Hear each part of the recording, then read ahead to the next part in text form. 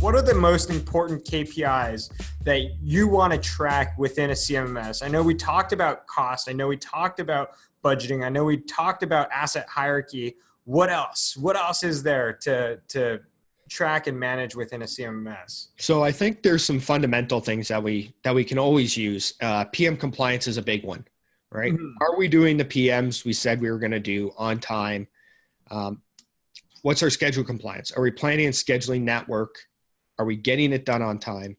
From a spare parts perspective, I like stock turns and stock outs. They balance each other nicely.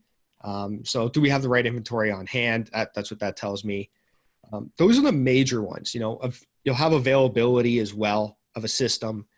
Some organizations like MTBF and MTTR, I'm not a huge fan of that, but their metrics at least give us some sort of indication if we're getting better or worse.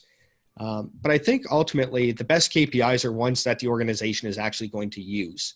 Yep. We can measure thousands of different KPIs, but in my experience, each person can manage about 6 to 8. Yep.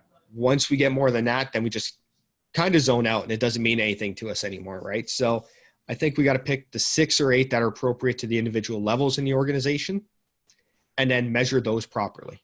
Mm-hmm. So PM compliance was the first one that you mentioned. Do you have a good benchmark for where companies should be at?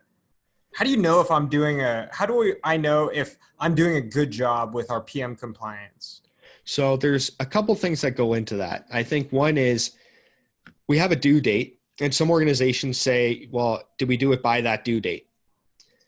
I don't like that one so much. There's a rule of thumb that's plus or minus 10% of the interval. Okay. So if it's a monthly PM, we have plus or minus 3 days from the due date.